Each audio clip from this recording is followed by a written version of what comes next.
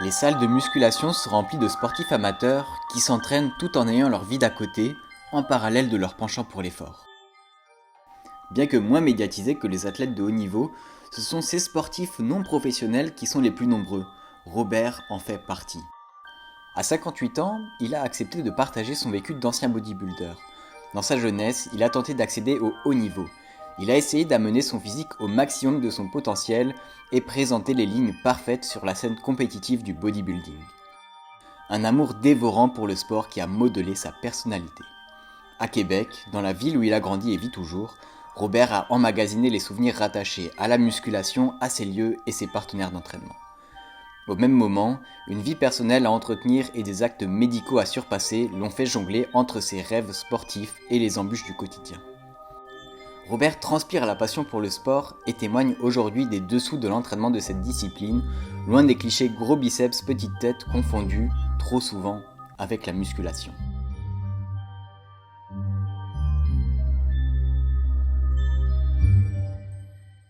Je m'appelle Robert Dupuis, j'ai 58 ans. Je pratique le culturisme, le bodybuilding, ou encore plus simple, la musculation.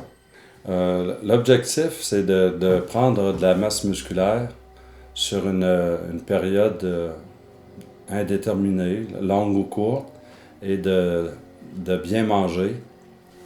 Manger plus que les personnes normales parce que la dépense est grande, dans le but de prendre de la masse musculaire, qu'on appelle. Au bout d'un an, ça peut aller à 5 à 10 livres chaque année. Au bout de 3 ans, c'est 30 livres. Comme moi, par exemple, j'ai commencé, j'étais maigre, de 130 livres à aller à 215 livres, 220 livres. J'ai quasiment pris 85 livres de masse musculaire sur une période d'environ 15 ans. À l'école Cardinal-Leroy, secondaire 2, on avait sport, puis c'était marqué musculation. Puis j'ai pogné la piqûre, j'avais essayé une machine, là, puis je chantais un peu mes muscles, puis tout. Puis là, à la fin de l'année, 2 années de même, je suivais un petit peu plus l'alimentation. J'étais content, j'étais rendu à 150 livres. En gymnase, ça a commencé le 13 novembre 1980. Au début, c'était pas pour la compétition. Fait que j'ai attendu, je me suis entraîné solide 3 ans, puis enfin me décidé de faire le concours Monsieur Québec. Pour moi, un homme, c'était 200 livres. C'était un standard, tu sais, je voyais les gens musclés, puis j'étais très maigre, chétif. Puis je trouvais ça plaisant. Comme moi, tu sais pourquoi j'ai débarqué de la compétition? J'en ai fait une compétition. Le niveau était pas égal par rapport... Il y a des gens qui prenaient de la drogue. On va dire que c'est de la drogue, les stéroïdes anabolisants. Puis moi, ça ne m'intéressait pas d'en prendre à cette période-là. Puis la journée de la compétition, quand je suis arrivé à Monsieur Québec, métropolitain, ville de Québec, c'était au Concorde ici, en 1983. Les juges, eux autres, sont plus bas, hein? Qu'est-ce qu'ils voient en partant? Les cuisses, ils vont regarder le biceps de cuisse, les mollets, les obliques. Si tu l'as pas, puis t'es pas symétrique, t'as des gros bras, t'as des épaules, mais t'as pas de triceps, tu passes pas. C'est vraiment, il faut que tu montes ton physique égal, mais il faut que tu l'aies, ça n'a pas passé. Fait qu'au lieu de terminer dans les 3 premiers, peut-être premier, deuxième, troisième, j'ai terminé 5e. Parce que dans la classe des 5 pieds 11, c'est la classe la plus forte, on était 17 participants. Puis j'avais regretté parce que tu t'entraînes très très fort durant toute l'année pour ça. Durant 2 ans, même 3 ans. Hein? C'est drôle, parce que là, j'ai apporté une revue dans le chose. C'est pas celle-là. Mon nom était marqué dans une revue. C'est bon pour quelqu'un qui a commencé mec. C'est une revue, je peux aller la chercher. Santé et force. Ça paraît tous les 4 mois. C'était 4 revues par année. Puis, ça, c'est pour pas la briser. Puis, il faut pas de mon... C'est ça, c'est l'année, c'était 81. En lisant ces choses-là, c'est les premières revues qui te portent à manger comme il faut, de la bonne nourriture. Ça, les amis, c'est le rayon gâteau d'un supermarché. Tous les produits qu'il y a sur ces rayons ont ce qu'on appelle une palatabilité élevée. C'est ce qui fait qu'on aime les consommer et qui provoque une sensation de plaisir lorsqu'on les mange. Du coup, ça pose une question. Étant donné qu'on est constamment entouré par ce genre d'aliments, est-ce qu'on peut réellement faire confiance à son instinct? Un autre entraînement quand tu fais du sport, quand tu fais de la compétition, c'est-à-dire qu'il ne faut pas que tu triches, point de vue alimentaire. À quelques mois, quelques semaines, ensuite quelques jours de l'entraînement, il faut vraiment que tu sois strict à ton... Puis moi, ben, j'avais pas été capable de toffer, si on peut dire, de résister. J'ai été me payer un gros lunch. Ben, j'ai été me payer de la nourriture qu'on ne doit pas manger, du chocolat, des choses de même. La nourriture, ça sent bon. Puis t'es privé même des bonnes choses. Par exemple, tu mangeais 3 fruits, 3 tranches de pain. Il faut que tu coupes sur la quantité, même pour les bons aliments. C'est vraiment... c'est extrêmement dur. Mais on est jeune en plus, puis la discipline en bas âge, elle est moindre qu'en âge, en sagesse. Est-ce qu'il faut alors choisir entre la contrainte ou la satisfaction instantanée? Ça demande énormément de... Il faut t'apprendre à poser. Il faut que tu te mettes au régime. C'est des suppléments alimentaires. J'ai jamais été dans une famille, puis même riche. Puis plus que les coûts montaient, puis la nourriture, puis tout ça, puis le temps que ça prend, parce que tu passes ton temps à manger. Hein, moi, j'étais tout petit, donc il fallait tout le temps que je traîne mes boissons énergisantes, les protéines, les ci. Puis là, il faut que tu te mettes au régime, puis tu as le gymnase à payer aussi, puis... fait que j'ai dit... puis je voyais les gars avec les stéroïdes, les gars qui avaient plus d'argent. T'as plus d'argent, t'as plus de chances de réussir. Mais tu peux te briser la santé aussi. Je l'ai essayé une fois, hein. Une fois les anabolisants. Claude Chagnon, je crois, qui était près du Gros Gym. Lui, il se présentait à Monsieur Canada. Puis il s'en va m'offrir et il dit Robert, t'aurais ça pour 280 $, 200 avec les pilules. Ah, j'ai dit les injections, je vais te faire ça, puis c'est ta proche du gym. Mais là, ça ne fait pas effet tout de suite, ça prend, je dirais environ, ça dépend de la santé et de l'activité de la personne, là. Mais ça prend facilement pas loin de 3 semaines. Là. Puis là, je chantais que ça embarquait, puis je faisais du cardio, puis je faisais attention à mon alimentation. Puis là, j'arrive au Gold Gym, puis là, les gars, ça remarquait que je prenais de la masse musculaire, mais plus vite que d'habitude. Et là, c'était plus 150 livres au banc, là. C'était 280. Puis tu sors du gymnase, là, puis t'es frais comme une rose, hein. T'as le goût de t'entraîner, c'est vraiment fort, là. C'est pas de même sur les toits, même que j'en parle là. Mais il y a très peu de gens qui savent que j'ai pour ça. Puis de toute façon, ça date de 83, là, 82. Puis là, ils trouvaient que j'étais plus fort que d'habitude. Puis moi, je leur ai fait la face que... Ben, je déjeune, je prends ça plus au sérieux, je prends des plus gros déjeuners. Mais dans le fond, j'étais sur un cycle de stéroïdes. Mais puis ça, c'est 17 injections, c'est un an. Normalement, l'année qui suit, tu continues. À chaque année, même il y en a qui prennent 2 cycles par année. Moi, j'en ai pris un, puis je trouvais ça trop... t'endors pas, t'as le goût de t'entraîner. Je suis pas agressif, puis les testicules, c'était pas ça, là, non plus, rapetissé, puis... Mais j'ai dit non. Hey, parce que là, ma masse, elle montait à 210 livres, là. T'es plus gros, tu manges plus, qu'est-ce qui arrive? Il faut que tu manges encore plus parce que là, ta masse musculaire a monté de 25 livres en peu de temps. Là. Puis en prenant des stéroïdes, puis en ayant mangé tout le temps de plus en plus, puis aussitôt que je diminuais mes portions, l'entraînement un petit peu, il faut vraiment que tu t'entraînes d'une façon régulière, genre, je dirais, 5 fois semaine, 20 fois par mois, puis c'est environ une bonne heure facile, quand c'est pas 1h30, là, peaufiner, puis ça prenait de plus en plus de place, puis je savais qu'est-ce qui m'attendait, c'était de manger encore plus, puis tout. Puis le concours, vu que les stéroïdes, puis les gars étaient là-dessus, j'avais éliminé la compétition, mais je m'entraînais encore aussi fort, puis tout, je gardais le rythme, là. Mais j'avais mis une croix sur la compétition, puis là, ben, pour en finir, hein, on voit, là, malgré que je suis grand, là, ça paraît bien. Mais quand t'es plus petit, même quand t'es grand, là, t'arrives puis tu vois ça. T'en vas dans la rue, puis t'as les lattes collées comme ça, là. Je n'aimais pas ça, j'aimais. Puis en vélo, c'était vraiment une... Quand je montais les mêmes côtes, là, j'étais plus à 155 livres. J'avais pris 25 livres, de 130 à 155. J'en avais pris 25 autres, puis 25 autres. Là, quand je montais, puis je voulais faire des performances en vélo, là, c'est pas pareil, 135 puis 195 livres. C'est 60 livres. Puis là, un peu comme on voit les cyclistes, hein, c'est des gars de ma grandeur, là, puis ça pèse 140 livres, je crois. Plateau 1, vitesse 1, cerveau 0, et on Ça, je fêtais mes 55 ans, ça fait déjà 3 ans. J'ai dit, je vais me donner comme défi. Ben moi, c'était d'aller voir les autres gymnases aussi. Qu'est-ce qu'il y avait l'air? Fait que je commence ici au gym du Vieux-Québec. Fait que j'ai fait les 6 gymnases en m'entraînant à chaque environ, je dirais, 45 minutes, 40 minutes, d'une façon, mettons, à 50% là, de la charge. Puis cette journée-là, c'était un 200 km de vélo, mais en faisant les 6 gymnases. Puis je me souviens, Saint-Apollinaire, là, il y avait une machine là-bas, c'est comme pour faire du soulevé de terre, ou les hommes forts, quand ils lèvent la voiture en arrière, là. Je commence à essayer cet appareil-là, puis le leg extension. Puis là, il y avait un beau rack, un hack squat. Hack squat, t'es à côté, là. T'es à côté sur une planche, tu montes de main. Mais là, je commençais à avoir les jambes pompées, mais c'était la fin de ma run, moi, là. Ici, quand j'ai fini de m'entraîner, en 7 minutes, je l'ai déjà fait en vélo. 5 minutes. C'est dangereux, là, que je fais, par exemple, là. Puis je me rends chez nous, dans la côte Sherbrooke. Ça descend tout le long. Puis je pédale, je coupe les voitures, là, puis tout.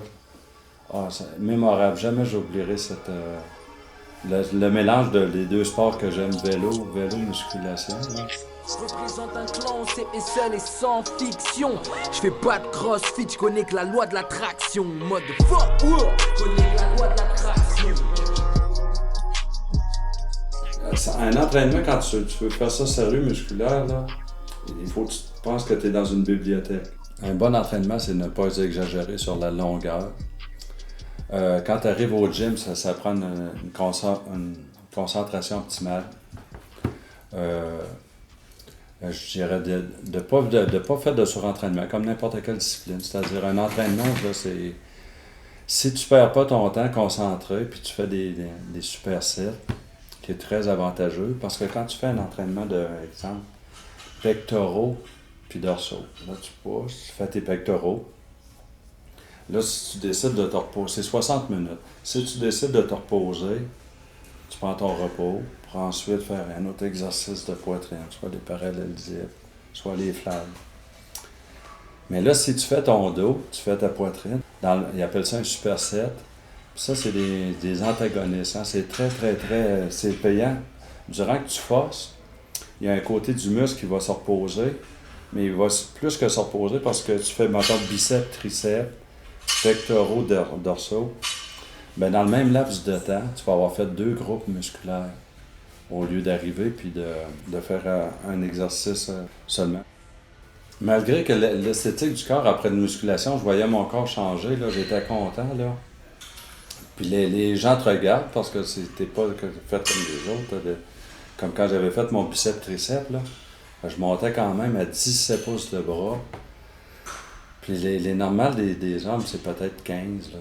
Il y en a c'est 14, il y en a qui sont très maigres, puis tout ça. Puis, mais j'ai jamais, peut-être dans les premières années, là, dire « Hey, regarde, t'as des petits bras, là, puis tu progresses. » Mais en vieillissant, ta mentalité change envers que ce soit des choses de même, regarder son corps, puis dire arriver, puis faire ci, faire ça, là. Ça s'efface. C'est un peu comme la sagesse.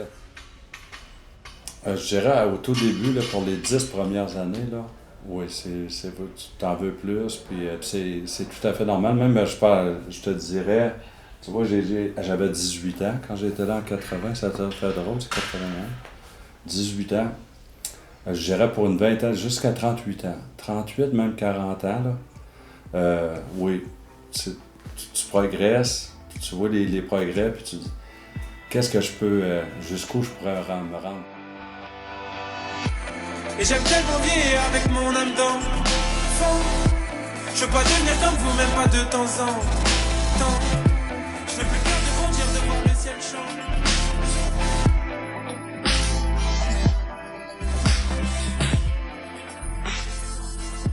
Quand j'en parlais chez moi, mes parents qui sont décédés, mes soeurs, je leur parle pas. C'est 4 soeurs, c'est anti-sportif, c'est la cigarette, c'est la mauvaise. Depuis la mort de mes parents en 2013, je vois plus mes soeurs, puis tout ça. Puis ça les intéressait pas. Même je suis arrivé à Monsieur Québec, là, malade dans la tête, puis pas à peu près, là. Il aurait fallu que je paye leur billet pour qu'ils viennent me voir. Ça nous intéresse pas. Là, mon père, lui, il aimait, comment je peux dire ça? C'est pareil, là, tu sais, comme les messieurs qui vont en taverne, là, puis ça jase de sport, puis tout. Puis là, j'ai dit, regarde, père, j'ai pogné encore 3-4 livres, puis tout. Là, il était pas plus content. Tu arrêtes ça, ça va te donner quoi dans la vie de faire ça? Puis ça, Alfred, qui s'appelait. Ben, j'ai dit, j'aime ça, puis je progresse. Puis là, j'arrivais de l'entraînement, puis je le voyais qu'il était dans une brasserie, le Dauphin, sur la rue du Port. Hey, Robert, viens ici. Puis là, il parlait au monsieur, là, regardez, c'est mon fils, puis il est fort, puis il s'entraîne. Il était pompette, là. Puis quand je m'entraînais, puis il était à la maison, là, c'était de la niaiserie, puis tout. Puis là, j'ai dit, arrête de dire ça au monde que je m'entraîne demain, puis que de rentrer là, puis tout ça. Puis non, c'était tous des antisportifs. J'ai pas connu mon grand-père, mais le père de mon grand-père de Trois-Rivières, Alphonse Dupuis, c'était le 3e plus fort de Trois-Rivières. Donc, j'ai un petit peu de génétique, puis vu que je me suis entraîné, monsieur, lui, Alphonse, il prenait une traque de chemin de fer, qui est quand même à terre du pied, il serre un morceau de même, c'est 50 livres. Puis il serrait le même avec ses doigts, là. Ça pesait 400 livres environ. Il serrait comme ça. Pourquoi ça serrait de même? Chaque bord, comme c'est fait, une traque de chemin de fer. Puis il s'en allait avec, là. Il marchait avec un bout. Moi, c'est tous des emplois journaliers. J'ai travaillé avec Jean-Yves Terrien Transport, la compagnie Tribet. J'ai travaillé sur l'entretien ménager. PE Poitras. J'ai travaillé dans les comptoirs de cuisine prémoulés. Service sanitaire Orléans, c'était de l'entretien ménager. J'ai travaillé 10 ans sur le déménagement. Durant les rushs de déménagement ou les choses de transport, là, c'était tellement exigeant, j'allais pas m'entraîner après Tu vas-tu aller t'entraîner après? Hey, là, tu finis à 10 heures, là, puis tu recommences le lendemain de bonne heure, là. Que ce soit de s'entraîner, faire de la musculation, faire du vélo, là, puis tout, là. C'est automatique, ça rentre dans ta journée. Moi, je sortais le matin, là, les fins de semaine, j'avais congé, je travaillais pas. C'est un besoin. Comme toi, tout ça, c'est pareil. Dire, regarde, aujourd'hui, je m'en vais en vélo ou je fais du jogging. Tu t'en vas avec ça, puis c'est comme si... Il y en a qui vont s'en aller, je sais pas, au cinéma, mettons, ils vont faire l'épicerie. Mais t'en aller en vélo, t'en aller faire du sport, c'est un bien-être. Puis quand t'as goûté au bienfait de ça, sur la qualité du sommeil, la qualité de ça, là, ma santé prend du mieux avec le sport. Puis c'est que ça garde une ossature en santé. Les bienfaits, c'est une bonne alimentation. Donc, quand tu as une bonne alimentation, puis après, que ce soit n'importe quel travail physique, mental, ça améliore le tout, là. Les tendons, ligaments, cartilage. Quand tu fais de ça, puis tu manges bien, bien, rendu comme se suspendre à barre fixe, comme je t'avais dit, bien, ça va te garder une colonne vertébrale qui respire, qui est en santé. C'est question d'équilibre.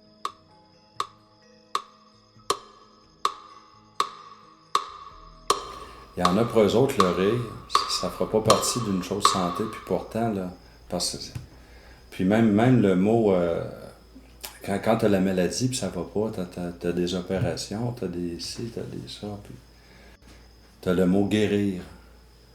C'est quoi les dernières lettres du mot guérir? Rire. Puis vraiment, moi j'ai été opéré déjà à cœur ouvert, moi. Je me suis réveillé un matin, puis j'avais les orteils du milieu, même où il n'y avait pas de circulation sanguine. J'avais une artère de bouchée en arrière du genou. Ils ont débouché ça, tout a bien été. Puis après, ils m'ont fait avaler une caméra pour voir l'intérieur un petit peu à l'Hôtel Dieu, en 97, ça. J'avais une valve du cœur qui ne fermait pas étanche. Une valve du cœur, c'est l'aortique et la pulmonaire, là. Puis j'ai une procédure de Ross. Ça, c'est le nom du médecin qui a fait ça. C'est-à-dire, ils ont pris ma pulmonaire, ils l'ont transféré sur l'autre qui a moins de pression, l'aortique, l'aorte, là. On a 3-4, hein, c'est une pompe, là. Puis tout est... Ah oui, qu'est-ce qu'ils ont fait avec la valve qui ne fermait pas étanche? Ils l'ont jeté. Puis j'ai eu un don d'organes. Parce que ça, des valves du cœur, la celle qui me restait, qui ont enlevé, qui n'était pas bonne, ben c'était un peu comme des vis puis des clous dans une quincaillerie. Il y en a en grande quantité. Fait que ça s'est très très bien déroulé. Sauf que j'ai connu la douleur. J'étais chez moi. Puis quand tu ris ou tu tousses, puis tu as des côtes de fêlée, ça fait mal, hein? Moi, c'était le sternum qui venait d'être scié, là, ça faisait peut-être 20 semaines.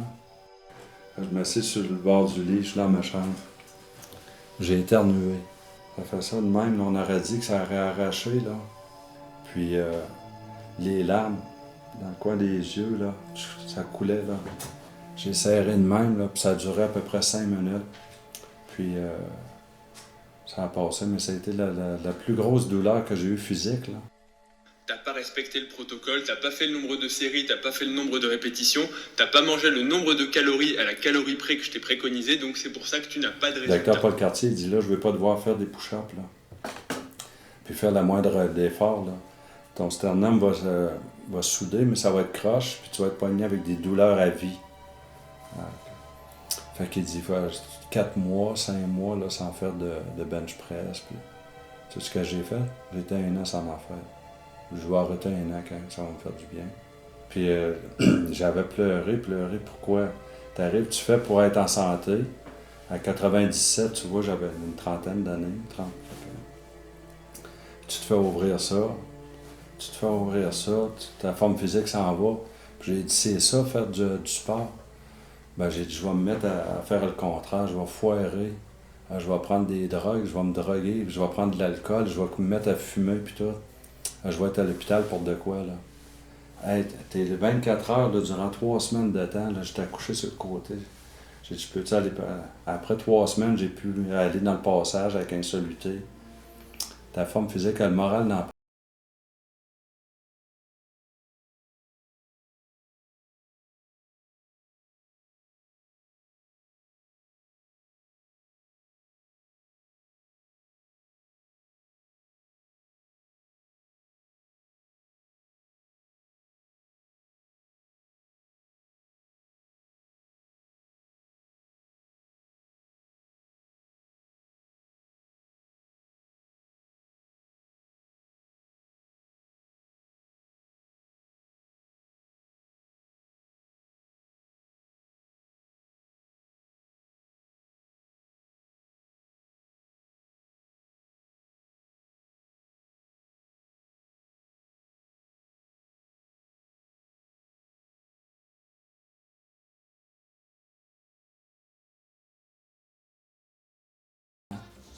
plus d'autobus, plus de circulation. Puis moi, où je demeure, tu viendras un coup, chez moi, je vais t'inviter.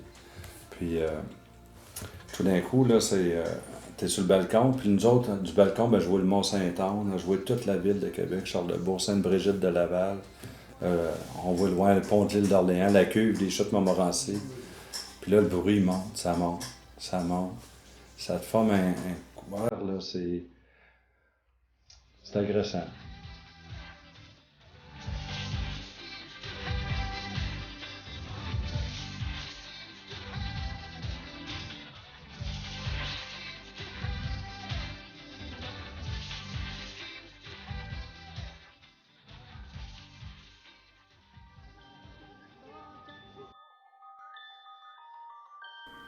Merci d'avoir écouté cet épisode. Merci à Robert pour sa participation.